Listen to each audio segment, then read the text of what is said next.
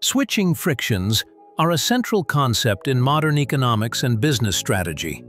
To begin with, let's define them clearly and in simple terms. Switching frictions are all the barriers, costs, or inconveniences that make it difficult for a person, a company, or even an entire market to move from one option to another.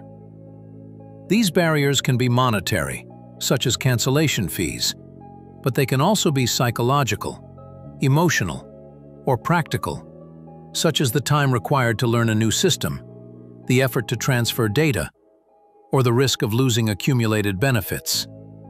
The key idea is that switching frictions explain why people or organizations often stay with their current choice, even if a better alternative exists.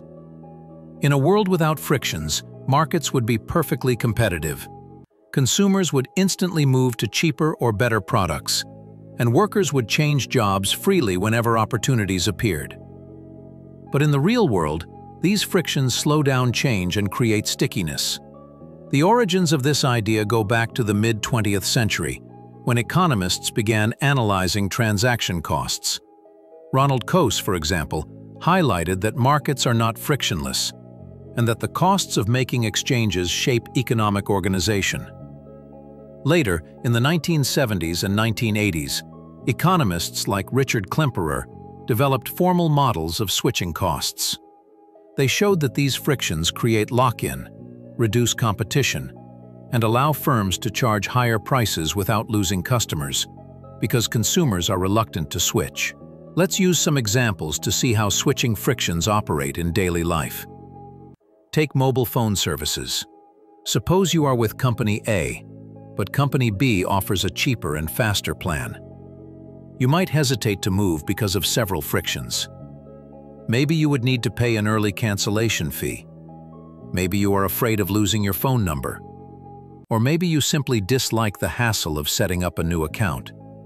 Each of these small obstacles is a switching friction that discourages change. Another example is in the banking sector. Moving your checking account from one bank to another often requires updating all your automatic payments, giving your new account information to your employer, and sometimes losing loyalty perks or credit history benefits. These inconveniences keep many people locked in with their current bank, even when another bank offers better rates. Switching frictions also appear in the digital economy. Subscription services like Netflix or Spotify make it extremely easy to join, but more complicated to cancel.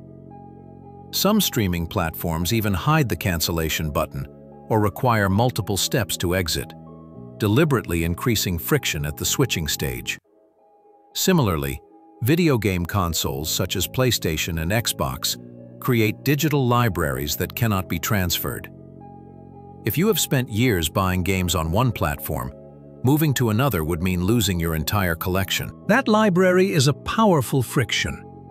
Interestingly, not all frictions are financial or technological. Many are psychological.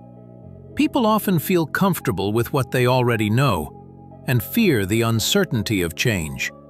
For example, someone who has always used Microsoft Word may resist moving to Google Docs, not because of any fee, but because they are used to the familiar interface and worry about compatibility. This learning cost is a classic form of switching friction. We also find switching frictions in the labor market. A worker may hesitate to change jobs even if another company offers a higher salary. Why? Because switching could mean losing seniority, facing relocation costs, or breaking emotional bonds with colleagues. These frictions explain why labor mobility is lower than what standard economic theory would predict. Now, why are switching frictions so important?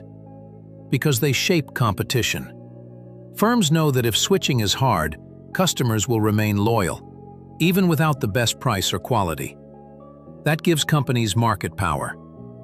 This is why businesses often design ecosystems with strong frictions. Apple, for example, creates a seamless integration between iPhone, iPad, Mac, and Apple Watch. Once you are inside, leaving becomes very costly. You lose apps, compatibility, and synchronization. That friction is part of Apple's competitive strategy. Regulators also pay close attention to switching frictions. The European Union, for example, introduced the right to data portability in its General Data Protection Regulation. This rule obliges companies to let consumers transfer their personal data easily from one service to another, reducing frictions and promoting competition. The same happens in the financial sector, where some governments push for open banking rules to make it easier for consumers to switch providers.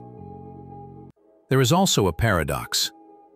Sometimes switching frictions can create stability that benefits consumers. For example, if it were too easy to switch health insurance every month, the system might become unstable, and providers could struggle to plan long-term. So, while frictions can reduce competition, they can also provide a form of commitment and stability in certain markets. To wrap up, switching frictions are the invisible barriers: monetary, psychological, technological, or social, that prevent smooth movement between alternatives. They explain why consumers remain with the same service providers, why companies build closed ecosystems, and why regulators often intervene to protect competition. In real markets, efficiency depends not just on prices and quality, but also on how easy or hard it is to switch. Up there I leave you more videos so you can keep learning law. Remember to leave us a like and subscribe.